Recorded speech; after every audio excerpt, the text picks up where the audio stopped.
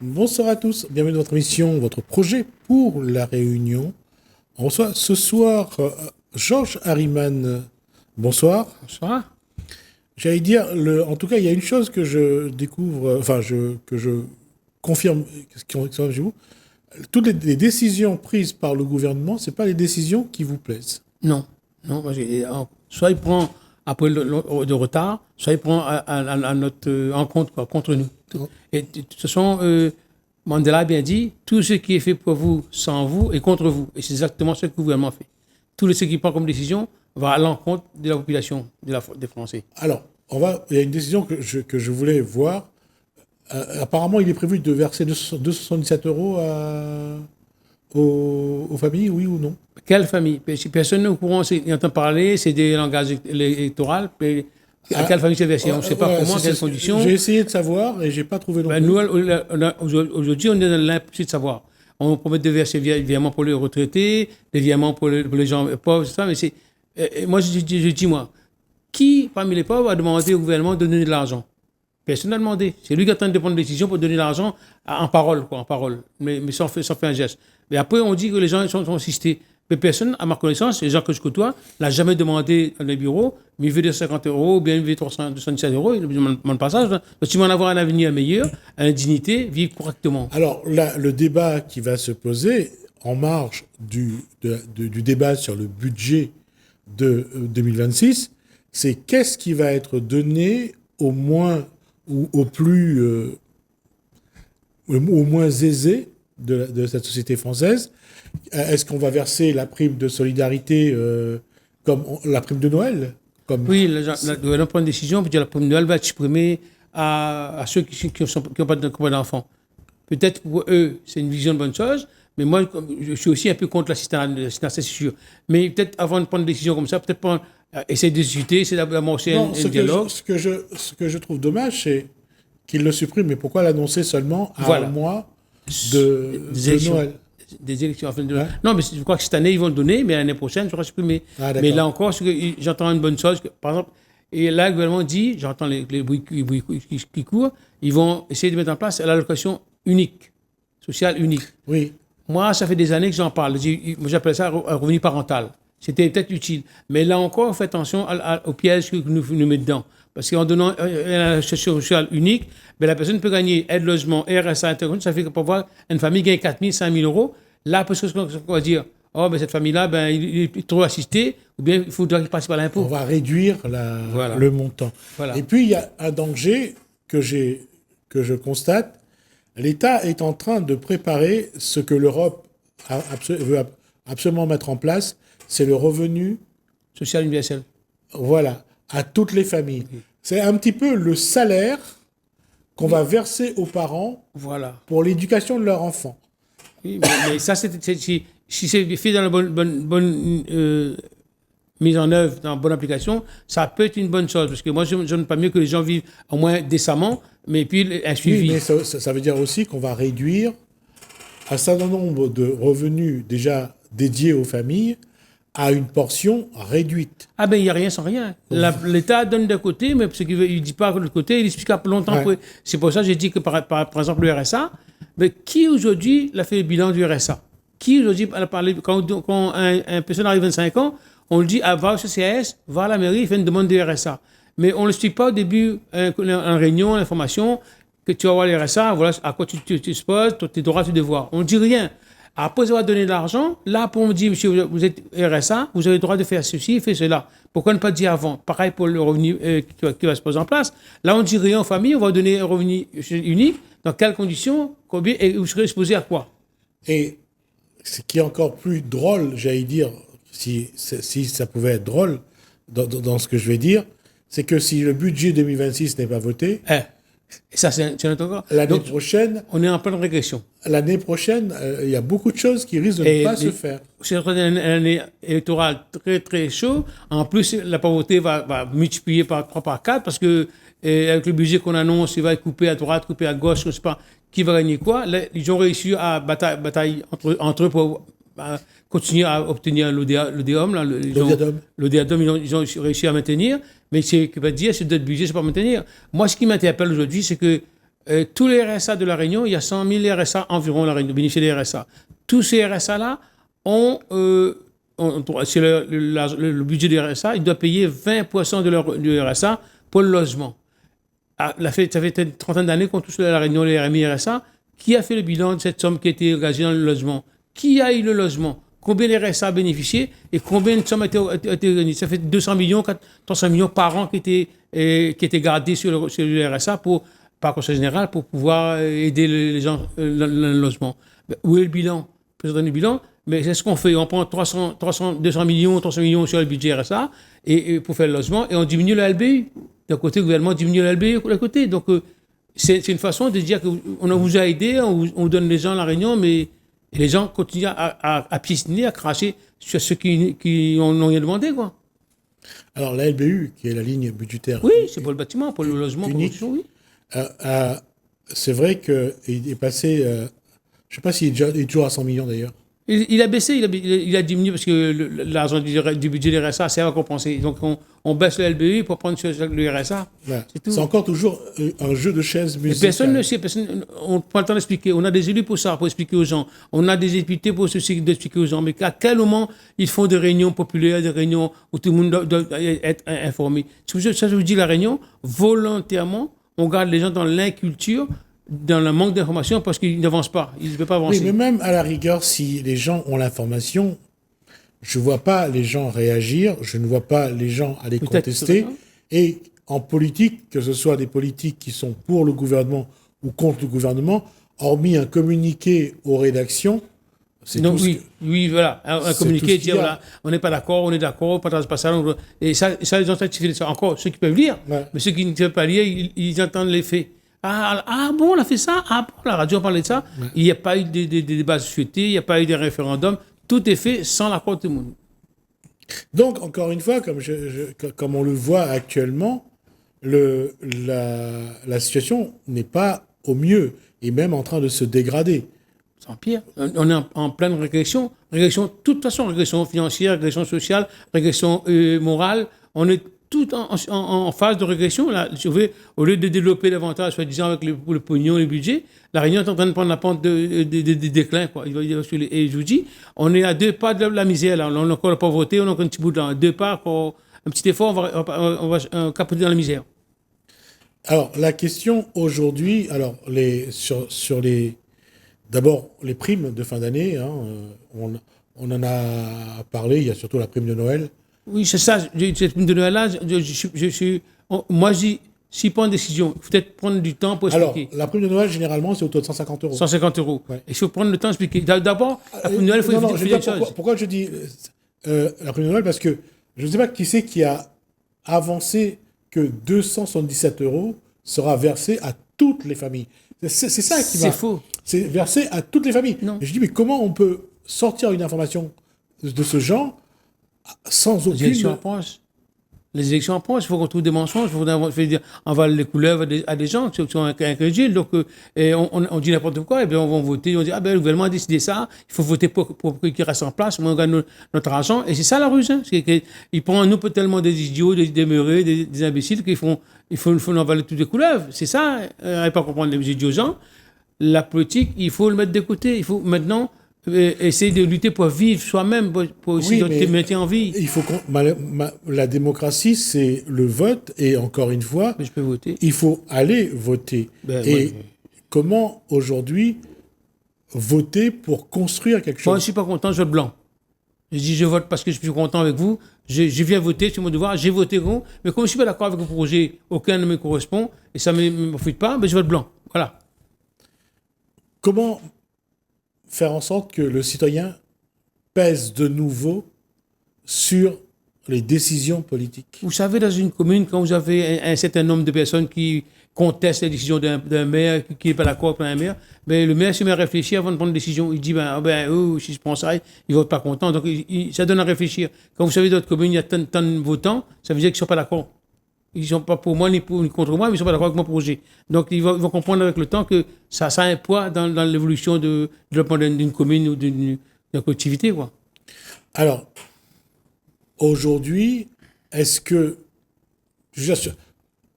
pour nous qui avons connu la période des années 80-90, qui a vu le travail qui a été mené par ceux qui ont voulu essayer de peser sur l'évolution de la société, je veux dire, quand on fait un constat 40 ans plus tard, Ça n'a rien changé, ça va s'empirer. Il n'y a rien changé. Ça s'est empiré, ça c'est davantage, c'est dégradé davantage.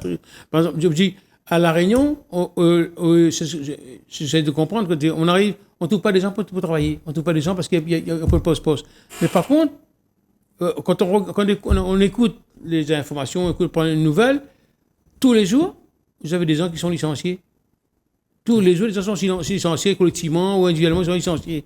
Et là, en même temps, on n'arrive pas à trouver pour remplacer. Il y a un problème là-dedans. Si ceux qui sont licenciés, ils travaillent là, ils peuvent travailler ailleurs. S'il est secrétaire ou il est, pas moi, soudeur qualifié, il travaille à côté. Il peut substituer à travailler dans l'autre endroit, mais on ne trouve pas, il disparaît dans la nature et ils sont perdus.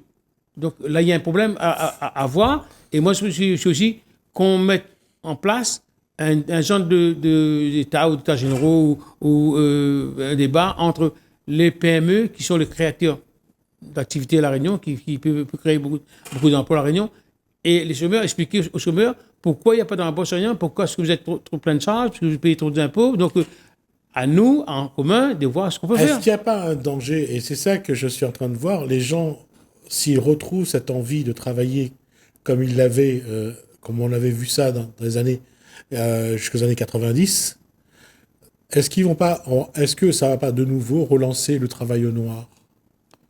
Peu importe, travail au noir, moi je dis que si on lance un travail noir, au moins, là, au moins, on ne pourra pas dire qu'ils sont des paresseux, fainéants. Donc, ils travaillent au noir, et ceux qui font travailler au noir sont des complices. Donc, au moins, ils ne sont pas paresseux. On reconnaît qu'ils travaillent tous au noir. C'est une preuve de dire que les gens ne font pas paresse. Parce qu'aujourd'hui, il y a ce relan de reprendre de l'activité, ne serait-ce que d'aller à la pêche, d'aller à... Oui, c'est l'activité, exactement. Il veut cette liberté de vivre correctement sans dépendre. Parce que les gens vendent aujourd'hui ce qu'ils attrapent à la pêche. Il y a ceux qui plantent et qui vont vendre dans un... On va commencer à retrouver... On s'est obligé de revenir à ça. D'ailleurs, le gouvernement, je crois qu'il a mis en place un plan pour travailler, payer jour au jour. Je prie, hein. Ça, il a mis comme longtemps, vous travaillez lundi, vous êtes payé lundi, mardi. Donc, il est en train de réfléchir là-dessus. Hein. Donc, le gouvernement a un plan. L'année prochaine, je crois qu'il va peut-être l'annoncer. Hein. C'est de signer un CDI, par exemple, à mi-temps. À mi-temps, CDO occasionnel, un CDO. Voilà, de signer pour travailler 2 jours par semaine. Voilà. C'est dans le projet. Dans le projet, c'est en train de se mettre en place, mais il ne dit pas maintenant, il est en élection terminée pour le dire. Il y a beaucoup de décisions que les gens ne savent pas, qui sont en train de mettre sur le coude pour appliquer après les élections. Hein. Et je vous dis qu'on va passer l'année prochaine, sera une année très, très dure, très méchante pour les gens qui sont un peu défavorisés, qui sont les chômeurs, qui sont difficiles. Hein. Ils vont davantage devenir des esclaves économiques ou des trucs comme ça. Hein. C'est pour ça que je me dis que pour fuir ce carcan économique, cette prison économique, j'ai l'impression qu'on va revoir des choses qu'on ne voyait de moins en moins. Parce que je pense que les gens vont retrouver l'envie de travailler, mais pas pour d'avoir un... Pas obéir à tout ça, mais libre. Et surtout de ne pas être libre. D'avoir un contrat contraignant et à payer au SMIC, quoi. Oui, c'est ça. Un jeune maintenant, s'il veut un travail, c'est avec flexibilité. Il veut travailler, qu'il est libre le dimanche, il ne travaille pas le dimanche, il est libre, il veut aller à la mer midi, il veut sortir, il travaille une période non, et c'est lui qui décide. Et ça, les gens n'ont pas compris encore cette démarche-là. Ils n'ont pas encore appréhendé cette démarche que les gens ne veulent plus de CDI. Avant, un travailleur était attaché à son entreprise, à son métier, à sa famille. Quoi.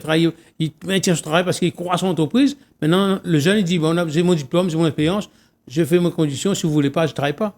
Et c'est normal. C'est normal, le monde a changé. La nature a évolué. On dit que la vie est cyclique. Il y a des choses qui reviennent, des choses qui partent, ainsi de suite, et ça se répète. Mais dans le contexte où on voit que le monde arrive à un moment où les puissants veulent réduire la portée des smartphones, ils se sont rendus compte, ils ont échoué à vouloir encadrer les jeunes, à les manipuler comme ils le voulaient. Ça aussi, apparemment, c'est un échec pour eux. Donc, on va réduire l'utilisation du smartphone. C'est un fait, puis... Et surtout pour les jeunes sur ce qu'on appelle les sites pornographiques, il y a des choses qui montrent que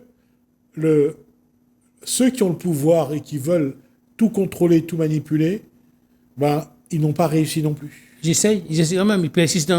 On va encore persister parce que si je me souviens, par exemple, actuellement, là, l'Europe veut mettre en place la carte d'identité numérique pour pouvoir mieux contrôler, mieux peser, mieux veiller les faits et gestes des individus européens. Et justement sur ce point, la France je pense que c'est début d'année ou cette fin d'année, met en place la carte vitale sur le smartphone. Voilà. Donc là aussi, il n'y a plus aucun intérêt. Avant, c'était confidentiel, c'était des trucs malades. Maintenant, tout est rendu public. Un patron, n'importe qui peut consulter, qui veut être malade, pas malade, travailler. Mais tout est libre, quoi. On est comme des cobayes dans la nature. On fait ce qu'on veut, nous. Sauf ceux qui sont au-dessus, ceux qui ont le pouvoir. Et ça dépasse ça. Ils sont un peu à part, quoi. Et ils font ça officiellement pour lutter contre la fraude. C'est-à-dire, façon de parler, c'est devant on met la fraude, mais en fin de compte derrière c'est autre chose, c'est beaucoup d'autres choses qu'on ne dit pas. Et si je pense qu'il y a de la fraude, pour être honnête, je pense qu'il y a de la fraude. Mais effectivement, je suis l'idée de Georges Herrmann, c'est pour réduire tout ce que paye la sécurité sociale pour ceux qui sont malades ou pas malades. Voilà, et d'ailleurs, ils sont en train de supprimer l'aide aux soins pour les étrangers. L'aide gratuite aux soins. Oui, la ME, aide médicale. Oui. Mais ça, c'est pour nous, en ce qui nous concerne, c'est intéressant, ça coûte de l'argent. Mais pour nous, ça, c'est loin. Pour moi, ce que je veux, c'est qu'on s'occupe de ce qui se passe là, actuellement, de nos yeux, à La Réunion. Ils sont en train de faire des économies. Voilà. De récupérer des sous. Ils ont augmenté les médicaments, ils ont augmenté les visites médicales, tout augmente au détriment du pauvre. Quoi. Oui, parce que, comme encore une fois, il faut trouver des moyens pour que le budget soit le plus réduit possible, enfin, surtout les dépenses, et que l'État ait le moins à investir. Voilà. Ils ont parlé dernièrement, ils vont réduire le débiteur, le cost pour la banque. C'est réduit à 200 €. Ah oui, alors, ça c'est quelque chose qui m'a surpris. Comment c'est l'État qui décide qu'une banque privée ne peut pas donner plus de 200 € de découvert. Voilà. Ça, c'est dramatique. Ça va causer d'énormes problèmes dans le quotidien de nombreux Réunionnais. Hein, tu veux les voir. Parce que, en fait, l'entreprise, lui, aura le droit de dépasser les 200 €. Oui. Parce que lui, il aura droit à mettre en place un découvert. Et je me dis que dans la façon de travailler de l'État, comment l'État peut se permettre d'intervenir dans un cadre privé? À ce moment-là, pourquoi il n'intervient pas dans le contrairement? Au lieu de nous mettre les agios bancaires en même temps que pour les plus démunis, tous ceux qui touchent les minima sociaux doivent avoir un quota, un barème pour rembourser les agios. Pas même taux qu'un du travail. Oui, mais je crois qu'il y a la TVA sur les agios. Ah, ça m'étonnerait, parce que ces fournisseurs, la banque, l'eau, les DF, là, ces fournisseurs-là, fait beaucoup de mal dans notre société. Hein. Ils escroquent beaucoup de gens. Hein. Avec 10% d'augmentation, si en retard, si on paye, beaucoup de gens sont comptés. Il ne faut pas croire un RSA quand tous sont 500 € là, fin du mois, c'est propre. C'est pas propre. Hein. Il faut qu'il enlève la gestion de la banque dedans. C'est l'agios bancaire qu'il n'a pas payé. Et il reste sur 500 €, peut-être 50, 400 €, peut-être il reste. Mais il faut compter tous ces prélèvements qu'ils prennent inutilement là. Donc, il y a bien une réalité, c'est que l'État est en train de changer sa gestion. Et ça l'arrange. Oui, parce qu'aujourd'hui, l'État veut faire des économies au maximum. Et c'est pas nous qui les pensons. Oui, parce que c'est eux qui vivent, qui ont un train de vie. Dans les assemblées, ils ne parlent que des taxes, comment payer, comment dépenser là, mais ils ne parlent pas de leurs dépenses, qu'ils ont dépensé comme sous dans la République. L'État utilise comme l'argent qui est dilapidé par la fenêtre inutilement. Ils ne parlent pas de ça. Ils parlent que comment payer ceci, comment monter là, comment faire créer un budget. Ils cherchent toujours où les niches où il y a des dépenses qu'ils peuvent supprimer Et ils cherchent de nouvelles niches pour les recettes. Là, peut-être de matin, ils vont peut-être prendre un taxe sur les fauteuils des handicapés. Il ne reste plus que ça à faire, parce qu'il y a les vélos, les motos, les trottinettes. Maintenant, ils vont faire un taxe pour celui qui prend un handicapé qui utilise la route, quoi. Et je pense qu'à un moment donné, même les trottinettes auront quelque chose... C'est sûr, c'est sûr. Donc, on aura l'occasion de revenir là-dessus, et on essaiera de voir un petit peu... On verra d'abord si le budget est voté à ce moment-là, et on verra qu'est-ce qu'il y a vraiment dedans. De toute façon, je ne sais pas si on va se revoir. Moi, j'ai pas eu l'occasion de me donner pour dire à tous ces gens qui nous ont écoutés toute l'année de se passer bon fête de Noël, au moins. Profitez-en avant l'année prochaine, ils sont obligés d'être écartés ou bien de prendre la misère, quoi. Merci Georges Harriman. Merci à vous de nous avoir suivis. Merci Hélène, merci François. Je vous dis à bientôt.